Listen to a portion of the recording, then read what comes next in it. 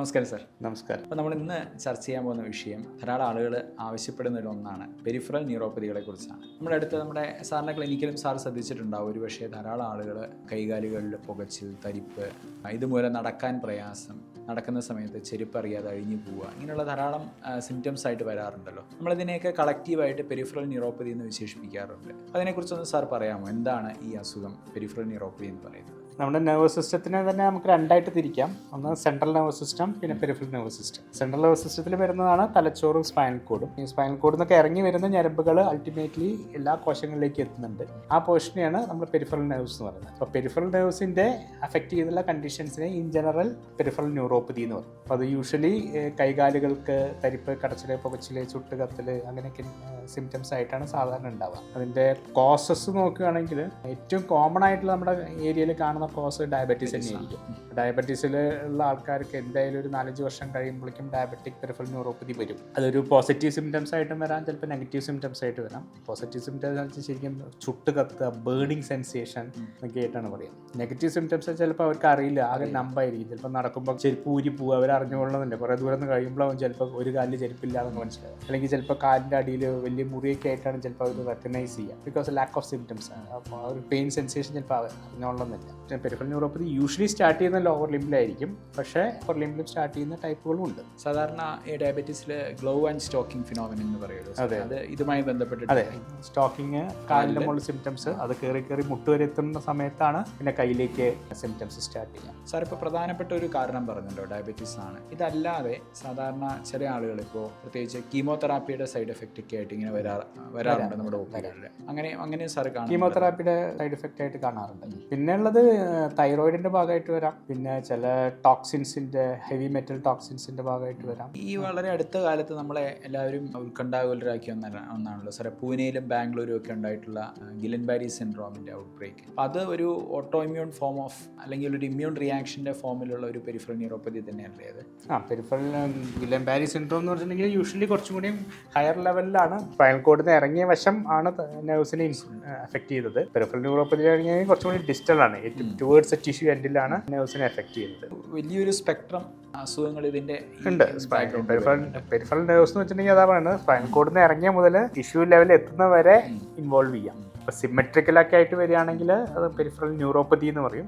ഗിലൻ ബാരി syndrome അതേപോലെ തന്നെയുള്ള അസുഖങ്ങൾ കുറച്ചുകൂടി പ്രോക്സിമൽ ആയിട്ടാണ് എഫക്ട് ചെയ്യുക. പൊതുവെ ആയുർവേദത്തിൽ സാർ ഇതിനെ ഒരു ക്ലാസിഫൈ ചെയ്ത് പറയാറുള്ളത് വാതദോഷത്തിന്റെ നാനാത്മജ വികാരങ്ങൾ ഉൾപ്പെടുന്ന സുപ്തി എന്ന് പറയുന്ന ഒരു അസുഖമായിട്ട് പറയാറുണ്ട്. വാദം കൊണ്ടും കഫം കൊണ്ടും വരാറുണ്ട്. സാർ ഇപ്പോൾ പറഞ്ഞല്ലോ പോസിറ്റീവ് സിംറ്റംസ് കാണപ്പെടുന്നു എന്ന് പറയുന്നതിനകത്ത് ഈ പറയുന്ന നമുക്ക് അനുഭവപ്പെടുന്ന തരിപ്പുള്ളതിനെ വാദപ്രധാനമായിട്ടും മരവിപ്പുള്ളതിനെ കഫപ്രധാനമായിട്ടും പറയാറുണ്ട്. അതിനനുസരിച്ചാണ് അതിനെ ട്രീറ്റ്മെൻറ്റ് പ്രോട്ടോക്കോളുകൾ ഫിക്സ് ചെയ്യാറുള്ളത്.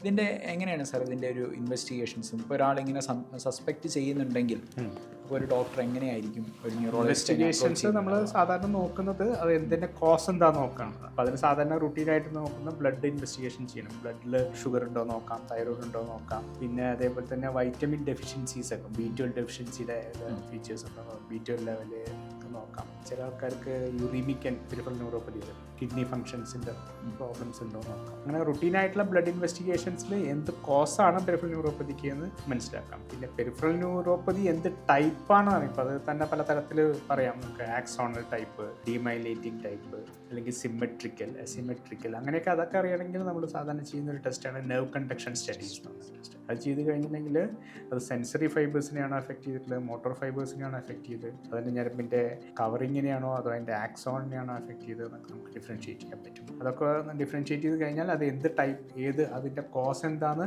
ഐഡൻറ്റിഫൈ ചെയ്യാനും ഒന്നുകൂടി എളുപ്പമായിരിക്കും. ഇതിൻ്റെ മുന്നോട്ടുള്ള ഒരു പ്രോഗ്രഷൻ എങ്ങനെയായിരിക്കും സാർ? ഒരു പെരിഫറൽ ന്യൂറോപ്പതി തുടങ്ങുന്ന ഒരാളോട് എന്തായിരിക്കും സാർ പറയുക ഇതിനകത്ത്? ഇതെങ്ങനെ ന്യൂറോപ്പതി കണ്ടു കഴിഞ്ഞാൽ നമുക്ക് ആദ്യം അതിൻ്റെ കോസാണ് ഐഡൻറ്റിഫൈ ചെയ്യേണ്ടത്. ആ കോസ് കറക്റ്റ് ചെയ്താൽ തന്നെ മാറും. അല്ലെങ്കിൽ നമ്മൾ സിംറ്റമാറ്റിക് ട്രീറ്റ്മെൻറ്റ് കൊടുത്തുകൊണ്ട് ആളുടെ തരിപ്പും കടച്ചിലും മാറുന്നേ ഉള്ളൂ, പക്ഷേ ഡിസീസ് വിൽ പ്രോഗ്രസ്. അപ്പോൾ എന്തുകൊണ്ടാണോ ഇപ്പോൾ ഡയബറ്റിക് പേഷ്യൻസ് ആണ്, ഡയബറ്റിക് പെരിഫറൽ ന്യൂറോപ്പതി ആണെന്ന് വെച്ചിട്ടുണ്ടെങ്കിൽ ഈ ഡയബറ്റീസ് കൺട്രോൾ അല്ലെങ്കിൽ ഈ പെരിഫറൽ ന്യൂറോപ്പതി സിംറ്റം ട്രീറ്റ് ചെയ്തിട്ട് കാര്യമില്ല. അപ്പോൾ ഡയബറ്റീസ് പ്രോപ്പറായിട്ട് കൺട്രോൾ ചെയ്യണം. അതിൻ്റെ കൂട്ടത്തിൽ കൂടെ സിംറ്റമാറ്റിക് മെഷേഴ്സ് കൂടി. അതിൽ സാധാരണയായിട്ട് എന്തൊക്കെ തരത്തിലുള്ള ട്രീറ്റ്മെൻറ്റ് ഫെസിലിറ്റീസ് ആയിരിക്കും നമുക്ക് അവൈൽ ചെയ്യാനുള്ളത്? ഇപ്പോൾ നമ്മുടെ ഒരു ഇൻ്റഗ്രേറ്റഡ് സെൻ്റർ ആണല്ലോ സാർ. അപ്പം ഇതിൽ നമുക്ക് ഇൻ്റഗ്രേറ്റ് ചെയ്ത് വർക്ക് ചെയ്യാവുന്ന മേഖലയാണ് ഒരു പെരിഫറൽ ന്യൂറോപ്പതി. അതിലിപ്പോൾ ഒരു മോഡേൺ ന്യൂറോളജിയുടെ ഭാഗത്തു നിന്ന് സാറിന് എന്തൊക്കെ കോൺട്രിബ്യൂഷൻസ് ആയിരിക്കും അതിലുണ്ടാവുക?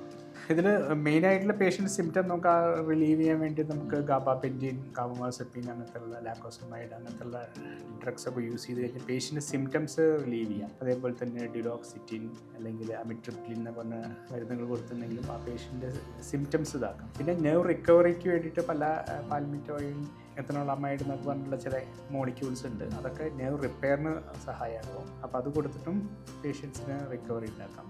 ബേസിക് കോസ് എന്താണെന്ന് നോക്കിയിട്ട് അതും ട്രീറ്റ് ചെയ്യാം. സാർ അവിടെ ആയുർവേദത്തിൻ്റെ ഒരു ഇൻ്റർവെൻഷനിൽ നമുക്ക് ഒരു പക്ഷേ പഞ്ചകർമ്മ ചികിത്സ അതിൻ്റെ റോള് കടന്നു വരുന്ന ഒരു പ്രധാനപ്പെട്ട ഏരിയയാണ് പെരിഫറൽ ന്യൂറോപ്പതി. അതിൽ പഞ്ചകർമ്മങ്ങൾ ചെയ്ത് കഴിഞ്ഞൊരു മെറ്റബോളിക് സ്റ്റെബിലിറ്റി വന്നതിന് ശേഷം മിക്കവാറും ഞങ്ങൾ രസായന ചികിത്സയിലേക്ക് കടക്കാറുണ്ട്. അപ്പോൾ അതും കൂടി ചെയ്ത് കഴിയും കുറേയും കൂടി ഒരു സസ്റ്റൈനബിൾ റിസൾട്ട് പെരിഫറൽ ന്യൂറോപ്പതിയിൽ ഓപ്ഷനായിട്ട് പേഷ്യൻസിന് കൊടുക്കാൻ പറ്റാറുണ്ട്. അപ്പോൾ ഇതെനിക്ക് തോന്നുന്നത് സാർ ഒരു ഇൻ്റഗ്രേറ്റഡ് ഒരു എഫർട്ടിൽ ഒരു പക്ഷേ പെട്ടെന്ന് ഒരു ഡിസീസ് കൺട്രോളിന് നമുക്ക് മോഡേൺ ന്യൂറോളജിയുടെ ഹെൽപ്പും അതുപോലെ ഒരു സസ്റ്റൈനബിൾ ആയിട്ട് ആ കിട്ടിയ എഫക്റ്റ് നിലനിർത്താൻ വേണ്ടി ആയുർവേദത്തിൻ്റെ ഹെൽപ്പും ഉപയോഗിക്കാൻ പറ്റി. ഒരു ഇയർലി ഡയബറ്റിക് പേഷ്യൻറ്റിനോട് സാറിന് എന്താണ് പറയാനുള്ളത്?